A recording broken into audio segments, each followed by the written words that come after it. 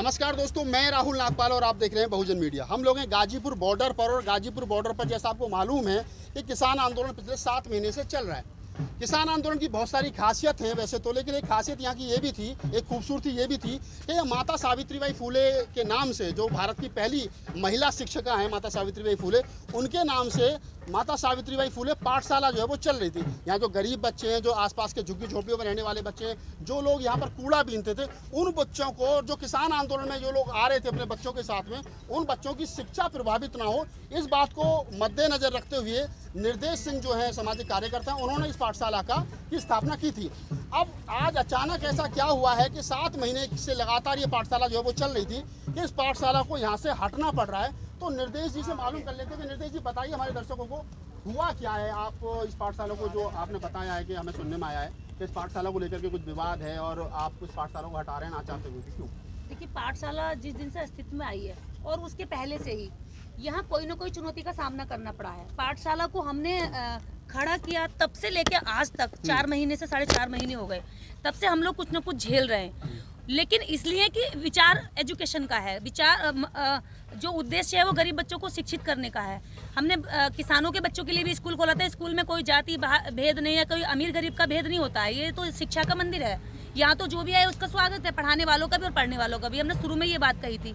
लेकिन जब से ये पाठशाला खुली है तब से हमारे आगे कोई ना कोई चुनौती, यहाँ के कमेटी के लोग, यहाँ पे कमेटियाँ भी 2-3, अब ये नहीं पता कि कभी कोई सी कमेटी, हम शिकायत करते तो कहते हैं हमारी कमेटी में नहीं बोला। जब उस कमेटी के पास जाते बोले हमने नहीं बोला। कमेटी का कोई आदमी कोई जिम्मेदारी लेने को तैयार नहीं है। बोल देते हैं कि आप पाठशाला खत्म करिए।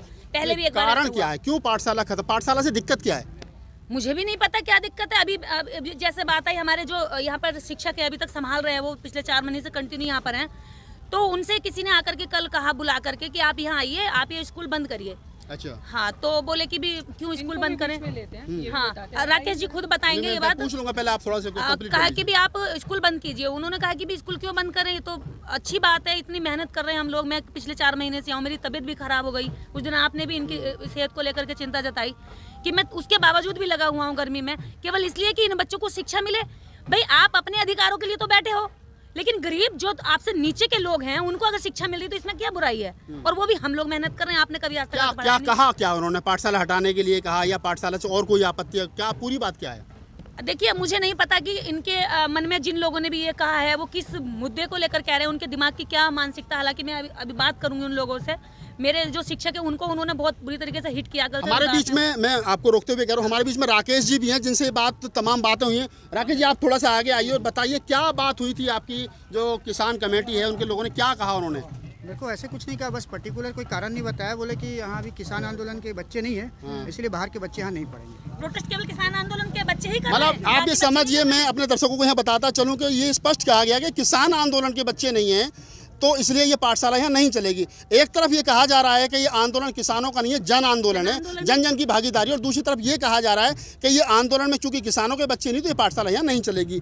रितु, आप प्रोफेसर हैं और शिक्षा से जुड़ी रही हैं। क्या शिक्षा पर किसी एक समाज का अधिकार है, या मतलब सब लोग पढ़ सकते हैं? मतलब आखिर अगर गरीब बच्चों को, किसान बच्चे नहीं हैं, गरीब हैं, उनको शिक्षा मिली तो इससे क्या आपत्ति हो सकती है? वही कह रही हूँ कि इतनी आहत पहुंची है मुझे ये चीज़ जान के। मुझे भी अभी इसके बारे में पता चला और ये मुझे खुद लेकर आई हैं यहाँ पे। मुझे इतनी, मतलब ऐसा लग रहा है कि वो, जैसे आपने कहा कि किसी एक पक्ष का ही अधिकार है, शायद वो इतने सालों से रहा है ना, मुफ्त का अधिकार, कोई रोकने टोकने वाला था, वो आदत बन गई है। वो बर्दाश्त नहीं होता कि दूसरा कोई निचले तबके का आकर पड़े। और मेरे को सबसे बड़ी शर्म की बात यह कि शिक्षा एक ऐसी चीज़ है ना, अगर किसी को शर्म हो ना, तो मैं कहती हूँ 2 बच्चे अडॉप्ट करो और उनको शिक्षा दो। अगर आपने देश को आगे बढ़ाना है तो वो आके और आपका इस आंदोलन में भी साथ देंगे। वो आके आने वाली पीढ़ियों को भी संभालेंगे और आने वाले कोई भी आंदोलन होगा अपने हक के लिए लड़ेंगे, भागीदारी देंगे। और मुझे समझ में नहीं आ रही, क्योंकि आपने जैसे कहा कि मैंने जैसे अभी बताया कि मैं एक एकेडमिशियन रही हूँ। हम लोगों ने जब पढ़ाई लिखाई करी तो शिक्षा क्या है, सवाल को जन्म देती है। तो जब ये बच्चे जो यहाँ पे, जब हम देखते थे ना, ये बच्चे यहाँ पे कूड़ा बिन रहे थे, निर्देश आंखों देखा हमारा ये सच है कि बच्चे, क्योंकि हम डे 1 से यहाँ मैं भी पहले दिन से बात कर रहा हूँ, कूड़ा बिनते थे और उसमें से निकाल के खाते थे, कोई आता था भगा देता था। तो उस समय इनके दिमाग में एक एनलाइटनमेंट हुई, उन्होंने कहा कि सब कुछ यहाँ पे है, सिर्फ एक स्कूल नहीं है, क्यों ना इस आंदोलन से एक ऐसी मुहिम चलाई जाए कि ये जो बच्चे यहाँ कूड़ा फरोल के खा रहे हैं, इन बच्चों को शिक्षा दी जाए और यहाँ पे इनके लिए एक स्कूल बनाया जाए ताकि ये आंदोलन पूरी रूपरेखा ले ले। मुझे समझ नहीं आता, टिकरी बॉर्डर पे शहीद भगत सिंह लाइब्रेरी है, क्या वहाँ पे सिर्फ किसान के बच्चे ही अलाउड है पढ़ने के लिए? वहाँ पे गरीब बच्चे अलाउड नहीं है पढ़ने के लिए? आप हर तरीके का कोई आप सांझी साथ बनाते हैं, मूवीज दिखाते हैं, वहाँ पे अपनी हिस्ट्री बताते हैं। तो अगर शिक्षा यहाँ पे दी जा रही है फ्री ऑफ कॉस्ट उन बच्चों को, कैसे भी करके मैनेज अगर करते हैं, जो उनके मतलब जैसे निर्देश है यहाँ पे, या जो टीम बैठती है यहाँ पे, कैसे भी करके अगर ये मैनेज कर रहे हैं उस चीज़ को, तो उस चीज़ को आपको अप्रिशिएट करना चाहिए, प्रमोट करना चाहिए, साथ देना चाहिए। आपको उल्टा पूछना चाहिए यहाँ पे कि कोई दिक्कत तो नहीं है ना, आप इतना ब्यूटीफुल काम कर रहे हो, ऐसे बच्चों को पढ़ा रहे हो जिनके पास खाने को खाना नहीं है, क्योंकि वो लम्हा मैंने देखा है जब उनके माँ बाप आके लड़ते थे इनसे यहाँ पे कि आपने हमारे बच्चों को यहाँ पे बिठाया है क्योंकि हमारे बच्चे कूड़ा कचरा बिन के ले जाकर बेचते हैं और रात को 10 रुपए लेकर आते हैं और हम खाना खाते हैं, और आप इनको शिक्षा दे रही हैं, पढ़ा रही हैं। 1 से 2 महीना इनको उनके माँ बाप को मोबिलाइज करने में, कन्विंस करने में लगा कि देखिए वो क्या है आपका नारा, कूड़ा छोड़े कलम उठाओ, पाठशाला में पढ़ने आओ। ये उन्होंने उनको जागरूक बनाया कि आप क्या चाहती हैं कि आप कूड़ा उठाते आई और आप मैला ढोते आई, सीवर में उतरते आए, तो आप चाहती हैं आपकी नस्लें भी यही काम करें। तो उनको समझाया, तो जब वो समझे, वो जागरूक हुए, उन्होंने विश्वास जताया, उन्होंने कहा कि आप हमारे बच्चों को पढ़ाएं। तो ये एक बहुत बड़ी रिस्पॉन्सिबिलिटी है किसी में हिम्मत ऐसी रिस्पॉन्सिबिलिटी लेने की कि पूरा दिन आगे यहाँ पे गर्मी में बैठे, जहाँ पे कोई सुख सुविधा नहीं है, जहाँ पे कोई वो नहीं है, फैसिलिटी नहीं है, तो सिर्फ अपना जो गुण है लोगों में बांटना, तो ये मजाक नहीं है। जैसा डॉक्टर रितु ने बताया, लेकिन इसमें एक पीछे मैं थोड़ा सा अपने दर्शकों को लेकर चलता हूँ। निर्देश जी, पाठशाला 2-3 बार उजड़ गई जी। हाँ, आंधी में उजड़ गई, किताब कॉपियाँ उजड़ गई। मैं भी लास्ट टाइम यहाँ एक वीडियो बनाने के लिए आया था, मैंने दिखाया था दर्शकों को किस प्रकार से यहाँ पाठशाला तहस नहस हो गई है। आपने उस दिशा में भी कहीं से कोई पैसा किसान आंदोलन वालों ने दिया या कोई फंडिंग कर रहा है, या 7 महीने में जो बच्चों की ड्रेस है, किताब है, कॉपी है, वो फंडिंग आप अपने पास से करो या किसान आंदोलन आपको दे रहा है? देखिए अभी तक 4 बार पाठशाला उखड़ चुकी है। 4 बार इस पाठशाला को हम लोग अपने अथक प्रयासों से बनाए हैं। आप जैसे लोगों से, जो हमारे सहयोगी हैं, जो समर्थक है, जो हमें जानते हैं, जो हमारे काम के प्रति देखते हैं कि हमारी ईमानदारी कितनी है, वो लोगों ने हमें 10-10, 20-20 रुपया करके इस पाठशाला को बनवाने में दिया। राकेश जी ने इस बार इतनी मेहनत की इसको बनवाने में, इनको टाइफाइड हो गया, कंटिन्यू बीमार रहे। इस तरह का कोई भी हमें सहयोग इन लोगों ने नहीं दिया। और जब सहयोग तो छोड़िए, जिस दिन, जब पहले दिन डे 1 से जब मैं यहाँ आई थी, उस दिन से मैं परेशान थी। कम से कम 12 दिन में दिक्कत में रही। उसके बाद डॉक्टर रितु मुझे मिली और इन्होंने ये जगह दिलवाई। इन्होंने कहा कि पाठशाला क्यों नहीं खुलेगी, ये तो बहुत ही अच्छा काम है, ये तो होना चाहिए था। मैं सोच रही थी, लेकिन अगर आप ऐसा करने आई हैं तो मैं आपका साथ दूंगी। और उस दिन से लेकर के इन्होंने ये जमीन दिलवाई, यहाँ पर ये पाठशाला खुली, नहीं तो बम्बू गाड़ने के लिए भी हम लोग भटकते रहे। इस बात पे मैं ये बोलना चाहूंगी कि ठीक है, ये कह रही है जमीन दिलवाई, मुझे ऐसा लगता है ये सरकार की जमीन है, ये हमारे देश की जमीन है।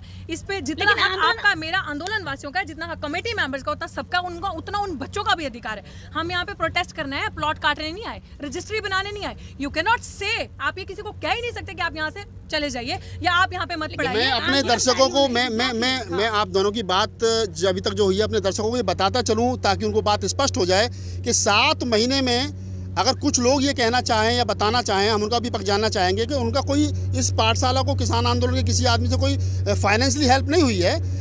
हाँ, ये जरूर है कि पाठशाला से दिक्कत है, और एक बड़ा ऐसा शब्द है जो मन को पीड़ा पहुँचाने वाला, जैसा डॉक्टर रितु ने कहा कि किस प्रकार जो है वो एक ये कह रहे हैं कि अब इसमें किसान आंदोलन के बच्चे नहीं है, लिहाजा इस पाठशाला को हटा लो। यानी कि पढ़ने का अधिकार जो है वो गरीब को, मजलूम को, कूड़ा बीनने वाले को नहीं है। रितु, आप एक बात हमें बताएं, ऐसी मानसिकता कि गरीबों के प्रति मानसिकता, शूद्रों के प्रति मानसिकता, दलितों के प्रति मानसिकता, महिलाओं के प्रति मानसिकता, ये मानसिकता आज़ादी के 70 साल के बावजूद भी खत्म क्यों नहीं हो रही है? इसलिए नहीं हो रही क्योंकि आपको खुले में मजा लेने की आदत है सारी चीज़ों का, इतने सालों से। एक जिसे कहते हैं ना, सारे जो वो चीज़ें हैं ना, उन संसाधनों पे आपका हक रहा है। तो आपको वो जो हक है ना, किसी तरह से भी अगर सामने वाला हल्का सा भी जागरूक होता दिखता है ना, सामने वाला दिखता है कि वो, आपको लगता है कि यार शेयर तो दूर की बात, आप छीन के ले आएंगे वापस। तो वो एक जो पीड़ा है, वो जो ग्रस्त मानसिकता है, जिसे हम बार बार कहते हैं कि जो मनुवादी विचारधारा रही है, उससे आप लोग इतना ज़्यादा from the top of your hair, अपने पैर के नाखून तक भरे हुए हैं कि आपसे बर्दाश्त नहीं होता। तो चाहे वो दलित का बच्चा हो, आदिवासी का हो, पिछड़ा का हो, मिनॉरिटी का हो, वो इनके अंदर एक ऐसी चीज़ रहती है कि आप नहीं दे सकते। तो शिक्षा का वो सबसे बड़ा दुश्मन रहेगा। चाहे आप ऊपर सत्ता में बैठे लोग देख लीजिए, उनको शिक्षित होने से सबसे बड़ी दिक्कत है कि अगर आप शिक्षित होंगे तो उनको ये दिक्कत है कि आप सवाल करेंगे, आप पूछेंगे कि अभी तक हमारा ये हाल क्यों है? आपके बच्चे जवाब देंगे कि मेरा बाप आज भी अपने हाथों से सिवर में क्यों उतरता है और वहाँ मेरा माँ बाप मर क्यों गए? आप पूछेंगे कि हमारी जनरेशन टू जनरेशन का अभी तक ये हाल क्यों है? अभी तक सोसाइटी में हमारा इक्वल स्टेटस क्यों नहीं है? हमारे साथ अभी तक शोषण क्यों होता है? तो आप डरते हैं ना उन सवालों से। आप कहेंगे कि सरकारी नौकरी क्यों नहीं है हमारे पास? हमारे जो भी अगर आपका जो स्पेशल प्रोविजन है जो आपको कॉन्स्टिट्यूशन देता है, उस चीज़ों से भी लोगों को दिक्कत है। क्यों दिक्कत है? क्योंकि आप पढ़ लिख जाओगे तो आप बराबरी करोगे ना। तो जब बराबरी तो नहीं देखना चाहते, तो जो लोग बराबरी नहीं देखना चाहते, जो लोग हमेशा आपको अपने से नीचे देखना चाहते हैं, क्योंकि जिनको पता है कि ये लुत्फ उठाने में बहुत मज़ा है, आपसे लेबर करवाने में बहुत मज़ा है, और आपकी जो लेबर है उसका फल हम खाएं। आपको उसका जो आप लेबर करते हैं ना, जो दलित मजदूर आदिवासी नारे लगते हैं ना, दलित किसान मजदूर एकता जिंदाबाद, तो मजदूर कौन है? कौन सा तबका सबसे ज्यादा मजदूरी में है? मुझे आप बता दीजिए। तो अगर आप नारे लगाते हैं तो उस चीज को प्रैक्टिकल भी करके दिखाइए, प्रैक्टिकल भी करके दिखाइए। निर्देश जी, अब जैसा आपको ये आदेश किया गया आपके शिक्षक को कि आप यहाँ से पाठशाला हटा लीजिए, अब आप ये पाठशाला हटाएंगे या किसान जो मोर्चा है उनके लोगों से बात करेंगे? अब अगला स्टेप क्या होगा आपका? देखिए, शिक्षा पर सबका हक है जी। अगर ये लोग चाहते हैं कि केवल वर्चस्ववादी लोग पढ़ें और शिक्षित हों और हक हकूक की लड़ाई लड़ने के लिए सड़कों पर पड़े रहें, जब आप अपने हक अधिकार की लड़ाई लड़ने के लिए सड़कों पर पड़े पूरे 1 साल से, तो आपके नीचे वाला अगर शिक्षित हो रहा है अपने हक मांगने के लिए आने वाली पीढ़ी को, तो आपको उससे पीड़ा क्यों है, क्यों दर्द हो रहा है? ये तो आपको जिम्मेदारी लेनी चाहिए थी कि पाठशाला अगर यहाँ से जाती है, पाठशाला देश के अंदर किसी भी कोने में खोली जा सकती है, ऐसा तो नहीं चल रही है। इस संगठन ने देश के अंदर अलग अलग जगहों पर पाठशाला खोल रखी है। ऐसा नहीं कि पाठशाला केवल आंदोलन में चल रही है। आंदोलन में अगर पाठशाला चल रही है तो इससे भी आंदोलन का नाम जाता है। आप नेशनल इंटरनेशनल लेवल पर सर्च करके देखिए, यदि आज सावित्रीबाई फुले पाठशाला गाजीपुर बॉर्डर डालेंगे तो किसान आंदोलन का नाम आता है। मैंने किसान आंदोलन को सपोर्ट करने के लिए अपने बच्चे छोड़े। मैं पिछले 7 महीने से यहाँ आ रही हूँ, जा रही हूँ। मेरे बच्चों की पढ़ाई पीछे चली गई इन बच्चों को पढ़ाने के लिए। मेरी जेब का जो पाई रुपया खत्म हो गया केवल अपनी जिम्मेदारी निभाने के लिए। इनको लगता है कि किसी लालच से आई हूँ तो मैं आज इस पाठशाला को खत्म करती हूँ। ये लोगों के अंदर दम है तो किसी 4 बच्चों को भी पढ़ा के दिखाया। मैंने 150 बच्चों को यहाँ पढ़ाया। मैंने 150 बच्चों की फीस से लेकर के, कॉपी से लेकर के, पेंसिल से लेकर से, रबड़ से लेकर यहाँ तक कि मैंने ड्रेसें तक दिलवाई, क्योंकि फटे हुए कपड़ों में आते थे। मुझे दुख होता था उनको देख करके, क्योंकि किसी का यहाँ से पट रहा। और मैंने कपड़े भी सिल के दिए उन बच्चों के, जिन बच्चों के कपड़े फटे होते थे। 10-10, 12-12 साल की बच्चों के कपड़े यहाँ से पड़ रहे हैं, किसी का यहाँ से पड़ रहा है, कि कोई इनको गलत तरीके से ना देखे। मैंने उनके कपड़े सिल के दिया अपने हाथ से, अपनी सुई से। इसलिए फिर मैंने बाद में ड्रेस के लिए इंतजाम किया। मैंने अपने बच्चों के कपड़े नहीं खरीदे, अपने घर का राशन तक नहीं खरीदा। मैं बच्चों के यहाँ ड्रेस लेकर आई। मेरे त्याग को, मेरी भावना को, मेरे समर्पण को इन लोगों ने बिल्कुल बेवकूफ़ बना दिया। आप चाहते हैं कि शिक्षा केवल आपका बच्चा पढ़े, केवल किसान का बच्चा पढ़ेगा, केवल किसान का बच्चा जागरूक होगा, किसान का बच्चा जमीनों पर कब्जा करेगा, किसान का बच्चा अपने हकों के लिए लड़ेगा, किसान का बच्चा सड़कों पर बैठकर आंदोलन करेगा। आपके आंदोलन में किसान के बच्चे आए, केवल आंदोलन प्रोटेस्ट करने के लिए आए, पढ़ने के लिए ना आए। उनके माँ बाप यहाँ करके आपकी भीड़ तो बढ़ाएं, ये भीड़ आ रही है, भीड़ दिख रही है, लेकिन उनके बच्चे यहाँ करके कॉपी ना पकड़े, पेंसिल ना पकड़े। इससे आपको दर्द हो रहा है। जब यहाँ पर मैं बैठी हूँ, एक बात यहाँ कई बार हिट की कि दलितों का हमें कोई सपोर्ट नहीं चाहिए। इन्होंने ऐसी कई बार इन्होंने ये बात कही। हमने कहा हम आपके साथ खड़े केवल इसलिए कि आप न्याय की लड़ाई लड़ रहे हैं। जातिवादी अगर आप मानसिकता रखेंगे तो ये आप छोटी लड़ाई लड़ रहे हैं, और बहुत छोटी और बहुत पीछे चले जाएंगे। आपका आंदोलन जमीन में ठस हो जाएगा। हमने इनकी बात का, किसी बात का बुरा नहीं माना। खुद को बड़प्पन दिखाते हुए यहाँ इस पाठशाला के जरिए पूरे देश भर से एक दिन में 300, 400 लोग यहाँ आए हैं, और 400 लोगों की मेरे रजिस्टर में एंट्री है, और वो सारे SC और दलित लोग थे। क्यों आए? क्योंकि उन्हें पता था कि सरकार गलत कर रही है और गलत के खिलाफ किसान सड़कों पर उतरे हुए हैं। इन्होंने, किसी ने बुलाया नहीं, उनको इन्विटेशन नहीं दिया, मैंने फोन किया।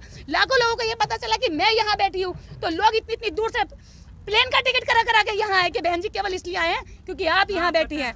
और मेरे साथ ये लोग हर बार छल करते हैं। पहले ऐसे किसी ने कहा, अरे क्यों दोबारा पाठशाला खड़ी कर रही हो? मैं कंधों पे बम्बू ढो के यहाँ पे पाठशाला तैयार करा रही हूँ। मेरी टीम को यहाँ पर रात भर रुकना पड़ा। मैं सोई हूँ इन सड़कों पर। कोई कहे कि अपनी महिला को छोड़ करके यहाँ चला जाए, मैं रही हूँ यहाँ पर। किस तरह का माहौल भी रहा है, लेकिन मैंने फिर भी ये कहा कि नहीं, आंदोलन के कुछ लोग गलत हो सकते हैं, पूरा आंदोलन नहीं। आंदोलन में कुछ लोग आंदोलन को बदनाम करने के लिए आ सकते हैं, लेकिन पूरा आंदोलन नहीं। पूरा ये जितने लोगों की विचारधारा, वो विचारधारा गलत नहीं है। हमारी सोच न्याय की है। निर्देश जी थोड़ी भावुक हो गई हैं। निर्देश जी थोड़ी भावुक हैं, और मैं एक यहाँ पर माता सावित्रीबाई फुले के जीवन से एक बात आप लोगों के साथ साझा करना चाहता हूँ कि जब माता सावित्रीबाई फुले राष्ट्रपिता ज्योतिराव फुले के साथ में बच्चों को पढ़ाने के लिए जाते थे, तो जो लोग ये नहीं चाहते थे कि शूद्र वर्ग के लोग या महिलाएं शिक्षित हों, वो उनको उठा करके गोबर मारते थे। तो माता सावित्रीबाई फुले अपने बैग में 1-1, 2-2 साड़ियाँ लेकर के चलती थी। तो जो सामना 200 वर्ष पहले, लगभग 250 वर्ष पहले माता सावित्रीबाई फुले को करना पड़ा था जो संघर्ष, वही संघर्ष आज यहाँ पर निर्देश जी को भी करना पड़ रहा है।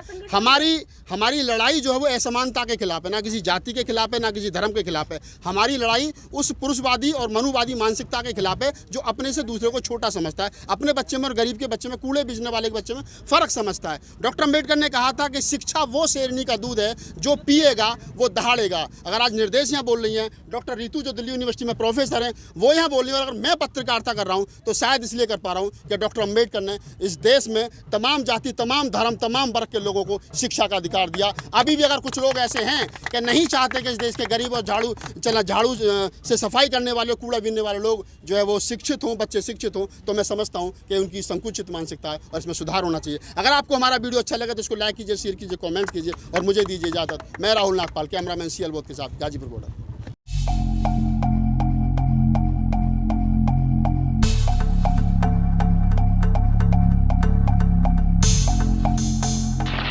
सब्सक्राइब करें आपके अपने चैनल समता आवाज़ TV को, बेल आइकन दबाना ना भूलें। सबसे पहले हमारी वीडियो